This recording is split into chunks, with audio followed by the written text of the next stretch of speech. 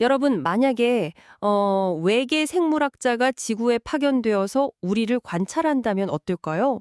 아마 아무런 망설임 없이 인간을 침팬지 바로 옆 그 생물학적 카테고리에 쑥 밀어 넣을 겁니다. 아, 그럴 확률이 아주 높죠. 유전자도 영장류와 98%나 공유하고 있으니까요. 맞아요. 우리도 다른 동물들처럼 에너지를 대사하고 환경 자극에 반응하고 또 생식 활동을 하잖아요. 그러니까 생물학적으로는 명백한 동물인 거죠. 네, 해부학이나 유전학이라는 렌즈로만 보면 의심의 여지가 없습니다. 철저하게 동물기에 속해 있죠. 그런데 말이죠. 이 외계 생물학자가 우리의 일상을 조금만 더 길게 관찰한다면 완전히 혼란에 빠질 수밖에 없을 겁니다. 왜 혼란스러워할까요? 지구상의 모든 동물은 오직 생존, 그러니까 살아남기 위해서만 몸을 움직이거든요. 그런데 유독 이 인간이라는 종은 캔버스에 물감을 칠하고 모니터 앞에서 키보드를 두드리고 심지어 우주로 로켓을 쏘아 올리기 위해 움직이고 있잖아요. 아, 바로 그 지점입니다. 그게 오늘 우리가 이번 심층 탐구에서 다룰 아주 흥미로운 학술 논문, 동인 개념에 대한 고찰이 던지는 도발적인 패러독스입니다. 동인? 그러니까 움직일 동 사람인을 쉬는 거군요. 맞습니다. 생물학은 수백 년 동안 우리를 동물로 정의해왔지만 이 자료는 완전히 다른 주장을 합니다. 우리의 생물학적 하드웨어가 아니라 우리가 이 물리적 세계에서 펼쳐내는 움직임의 질적 차이에 주목해야 한다는 거죠. 오, 움직임의 질적 차이요? 그러니까 하드웨어나 설계도는 뭐 침팬지나 우리나 비슷할지 몰라도 그 안에서 구동되는 운영체제, OS가 만들어내는 결과물은 완전히 다른 차원이다. 이런 이야기네요. 정확합니다. 논문에서는 인간이 동물의 분류를 벗어나게 만드는 독자적 특성으로 세 가지를 꼽습니다. 도구 사용, 언어 체계, 그리고 고차원적 사고와 인식 능력이죠. 잠깐만요. 여기서 하나 짚고 넘어가고 싶은 게 있어요. 생물학적 한계선이라는 게 과연 그렇게 딱 무자르듯 명확할까요? 어떤 부분에서 의문이 드시나요? 그 침팬지도 나뭇가지로 개미 낚시를 하잖아요. 그리고 범고래도 무리지어서 사냥 기술을 새끼들한테 전수하고요. 네, 아주 유명한 관찰 결과들이죠. 심지어 까마귀는 철사를 막 구부려서 갈고리를 만들거든요. 이런 걸 보면 뭐랄까 다른 동물들도 다 도구를 쓰고 사고를 하는 것 아닌가요? 우리가 단지 인간 우월주의에 빠져 있는 건 아닐까 하는 생각도 듭니다. 아주 훌륭하고 날카로운 지적이십니다. 표면적으로 보면 범고래의 사냥이나 까마귀의 도구 사용 역시 대단히 목적 지향적인 행동처럼 보이죠. 그쵸? 엄청 똑똑해 보이잖아요. 네, 하지만 그 목적의 한계를 들여다봐야 합니다. 까마귀가 철사를 구부리는 행위의 진짜 메커니즘은 당장 눈앞에 벌레를 먹겠다는 아주 직접적이고 단기적인 생존 압력에 대한 반응일 뿐입니다. 아, 당장 배가 고프니까 그 문제를 해결하려고 움직이는 거군요. 맞습니다. 반면에 인간의 도구 사용은 누적적 문화 진화라는 전혀 다른 궤도를 탑니다. 까마귀는 벌레를 잡고 나면 그 철사를 그냥 버리거든요. 하지만 인간은 안 버리죠. 그렇죠. 인간은 그 도구를 기록하고 언어라는 상징 체계를 통해서 다음 세대로 전달합니다. 그래서 단순한 갈고리가 나중에는 거대한 기중기로 진화하게 되는 겁니다. 와, 확실히 다르네요. 즉, 동물의 도구 사용은 당면한 생존 문제를 해결하면 그 움직임이 멈추지만 인간의 도구 사용은 그 자체가 새로운 기술과 개념을 낳는 출발점이 된다는 거네요. 네, 바로 그겁니다. 언어 역시 마찬가지 구조입니다. 동물의 울음소리가 눈앞에 물리적 위협, 그러니까 여기에 포식자가 있다. 이걸 알리는 단순한 신호라면요. 인간의 언어는 다르다는 거죠. 네, 인간은 과거의 실수나 미래의 경제 위기처럼 눈앞에 전혀 존재하지 않는 추상적 개념을 형상화하는 상징의 영역을 다루니까요. 생각해보니 그렇네요. 경제 위기라는 건 눈에 보이지 않잖아요. 맞습니다. 바로 그 추상화 능력이 인간의 움직임을 단순한 이동에서 분리해냅니다. 단순한 이동에서 분리한다고요? 좀 더 자세히 설명해 주시겠어요? 동물에게 움직임이란 주어진 환경에서 살아남기 위한 적응의 과정입니다. 온도가 뚝 떨어지면 따뜻한 곳으로 이동하거나 털을 길러야 하죠. 환경이 주체고 동물이 객체가 되는 겁니다. 아, 수동적이네요. 환경에 맞춰서 내 몸을 바꾸거나 피하거나. 그렇죠. 하지만 방금 말씀드린 인간의 도구, 언어, 사고 능력이 결합되면 이 주객이 완전히 전도됩니다. 인간은 추위를 느끼면 환경에 적응하는 대신에 불을 피우고 단열재를 개발하죠. 환경 자체를 아예 재구성해 버리는군요. 네, 환경을 뜯어 고치는 겁니다. 이것이 바로 의식과 도구가 결합된 확장된 움직임의 진짜 의미입니다. 와, 이해가 확 되네요. 약간 이거를 온도 조절 장치에 비유해 볼 수 있을 것 같아요. 오, 온도 조절기요? 흥미롭네요. 어떻게 연결되죠? 그러니까 동물의 움직임이 일종의 단순한 자동 온도 조절기 같은 거예요. 외부가 추워진다? 이게 자극이죠. 그럼 몸을 웅크려서 열 손실을 줄인다. 이게 반응이고요. 네, 딱 거기까지가 동물의 한계죠. 그런데 인간의 움직임은 요즘 나오는 지능형 스마트 홈 시스템인 거예요.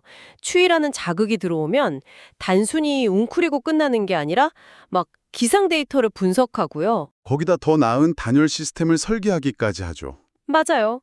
새로운 난방 기술을 발명하는 복합적인 연쇄작용을 일으키는 거잖아요. 와, 그 스마트홈 비유가 오늘 자료가 제안하는 새로운 개념인 동인의 핵심 메커니즘을 정확히 관통합니다. 아, 여기서 본격적으로 그 동인 개념이 등장하는군요. 네, 논문은 인간을 동물의 하위 분류에 가둬둘 것이 아니라 의미를 창조하고 환경을 재구성하는 움직이는 존재, 즉 동인으로 새롭게 정의하자고 제안합니다. 움직이는 존재로서의 인간, 동인. 멋진 말이네요. 그리고 이 동인이 움직임을 만들어내는 인지적, 물리적 과정을 7단계로 아주 세밀하게 해체해서 보여주죠. 오, 7단계나 되나요? 어떤 단계들이죠? 자극, 인식, 사고, 계획, 도구 활용, 움직임, 그리고 마지막으로 의미 생성이라는 일련의 구조입니다. 이 7단계가 그저 단어들의 나열처럼 들릴 수 있지만 사실 우리 뇌 안에서 벌어지는 엄청난 사건을 요약한 거잖아요. 그렇습니다. 엄청난 연산 과정이죠. 첫 번째 자극은 사실 동물이나 인간이나 똑같이 받잖아요. 추위를 느끼거나 배고픔을 느끼는 생물학적 센서의 작동이니까요. 네, 출발점은 같습니다. 하지만 자극과 반응 사이에 존재하는 거대한 인지적 틈에서 진짜 인간다운 움직임이 시작되는 거죠. 인지적 틈이요? 그게 바로 진화 과정에서 폭발적으로 커진 우리 전두엽의 역할이겠네요. 맞습니다. 동물은 자극이 들어오면 곧바로 반사적인 반응, 즉 단순한 움직임으로 직행합니다. 아, 차가워! 하고 몸을 피하는 거죠. 하지만 동인은 다르다. 네, 동인은 자극을 인식하고 그 의미를 사고하며 어떻게 대응할지 시뮬레이션하는 계획 단계를 거칩니다. 그리고 이 과정에서 필연적으로 도구를 활용하게 되고요. 아, 그래서 결국 마지막에 의미 생성이 나오는 거군요. 네, 이 복잡한 과정을 거쳐 마침내 발현된 물리적 움직임은 단순한 생존 행위를 넘어서 하나의 의미를 창출하게 됩니다. 아까 제가 말한 온도 조절기 비율을 이 7단계에 적용해보면 엄청 명확해지네요. 추위라는 자극을 전두엽이 딱 인식하고 내 몸을 보호해야겠다는 사고를 거쳐서 보일러를 켠다는 계획을 세우는 거죠. 네, 그리고 스위치라는 도구를 손가락으로 누르는 움직임을 수행하죠. 맞아요. 그 움직임을 통해서 우리는 단순히 추위를 면한 생물학적 상태가 아니라 안락하고 포근한 나의 공간이라는 새로운 의미를 생성해내는 거네요. 완벽한 적용입니다. 그런데요, 여기서 질문이 하나 더 생깁니다. 의미를 생성했다고 해서 끝이 아니지 않습니까? 어제 보일러를 켰다고 해서 오늘 인간의 움직임이 멈추는 건 아니니까요. 아, 정말 핵심을 찌르셨습니다. 그것이 이 7단계 모델의 가장 무서운 그리고 가장 위대한 점입니다. 위대하다고요? 네, 이 구조는 단선적으로 한 번 하고 끝나는 게 아니라 거대한 피드백 루프를 형성하거든요. 피드백 루프요?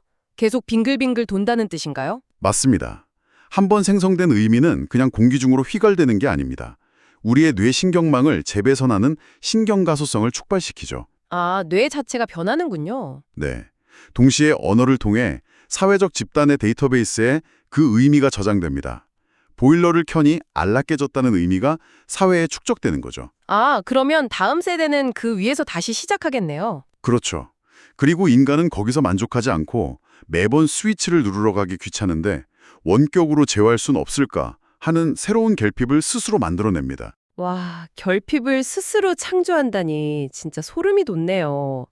그러니까 인간의 움직임은 생존 압력이 사라진 이후에도 멈추는 게 아니네요. 네, 기존에 창조된 의미를 딛고서서 더 복잡한 의미를 향해 나아가는 무한한 나선형 구조인 셈이죠. 돌도끼를 쥐고 사냥을 하던 원시인류의 손놀림이 오늘날 반도체를 설계하고 스마트폰을 조작하는 미세한 손놀림으로 진화하기까지 단 한순간도 이 7단계 루프가 멈춘 적이 없었다는 뜻이기도 하네요. 맞습니다. 인간의 문화적 진화와 기술 발전의 역사가 곧 이 동인의 움직임 구조가 끝없이 증폭되어 온 궤적입니다. 야, 정말 거대하고 멋진 이야기네요. 그런데 자료는 여기서 멈추지 않습니다. 철학적 담론을 넘어서 현대사회, 특히 디지털 시대를 살아가는 우리에게 아주 실질적인 통찰을 제공하죠. 아, 이 부분이 청취자 여러분에게도 가장 밀접하게 와닿을 것 같아요. 솔직히 말해서 2026년 현재 우리는 하루의 대부분을 의자에 가만히 앉아서 모니터만 바라보며 보내잖아요. 네, 출퇴근길 지하철에서 스마트폰 보는 것도 마찬가지죠. 맞아요. 화장실 갈 때 빼고는 물리적인 움직임 자체가 극도로 제한되어 있죠. 육체적으로만 보면 우리는 과거의 수렵채집 인류보다 훨씬 정적인 존재가 되어버렸는데 과연 이런 우리를 계속 동인이라고 부를 수 있을까요? 물리적 공간에서의 이동거리만 놓고 보면 퇴화한 것처럼 보일 수도 있습니다. 그렇죠. 걷지도 않고 뛰지도 않으니까요. 하지만 사이버네틱스와 인간, 기계 결합의 관점에서 보면 이야기가 완전히 달라집니다. 동인의 7단계 움직임은 사라진 게 아니라 디지털 공간으로 전이되고 폭발적으로 확장된 것이거든요. 공간이 바뀌었을 뿐이다, 이건가요? 네, 우리는 물리적 신체의 이동이라는 번거로운 과정을 기계와 모빌리티에 아웃소싱했을 뿐입니다. 대신 인간의 인지적 움직임은 정보망을 타고 전 지구적 규모로 일어나고 있죠. 아, 흥미로운 관점이네요. 생각해보면 개발자가 책상에 앉아서 손가락을 1cm도 채 안 되게 움직여서 코딩을 하잖아요. 네, 물리적으로는 아주 미세한 떨림에 불과하죠. 그런데 그 코드가 서버를 타고 넘어가서 수백만 명의 스마트폰 앱 환경을 완전히 바꿔버리고 거대한 금융 데이터를 이동시킵니다. 바로 그겁니다. 앞서 동인의 핵심이 환경의 재구성이라고 하셨잖아요. 과거에는 산을 깎아서 댐을 짓는 육체적 노동이 환경의 재성이었다면 현대의 우리는 디지털 인프라나 메타버스의 알고리즘을 설계함으로써 가상세계의 환경을 창조적으로 재구성하고 있는 거군요. 완벽한 해석이십니다. 현대인은 인공지능이라는 압도적인 도구와 결합하면서 손가락 끝에 아주 작은 물리적 움직임만으로도 데이터와 자본, 문화적 트렌드라는 거대한 의미를 생성하고 유통시킵니다. 와, 스케일이 장난이 아니네요. 동인이라는 개념의 틀로 현상을 바라보면요. 왜 인간이 계속해서 새로운 기술을 갈망하고 가상현실로까지 존재의 무대를 넓히려 하는지가 아주 명확히 보입니다. 아, 생존을 넘어서 끊임없이 의미를 창조하려는 본성 때문이군요. 맞습니다. 환경을 재구성하려는 이 본성 자체가 7단계의 피드백 루프에 프로그래밍된 인간의 본질적인 움직임이기 때문이죠. 여러분, 여기까지 들으셨다면 내일 아침 졸린 눈을 비비며 스마트폰 알람을 끄고 침대에서 일어나 커피 머신 앞으로 걸어가는 그 평범한 일상이 결코 예전처럼 보이지 않으실 겁니다. 네, 일상의 모든 작은 행동들이 새롭게 보일 겁니다. 그건 그저 생명 연장을 위한 동물의 기계적인 루틴이 아니었어요.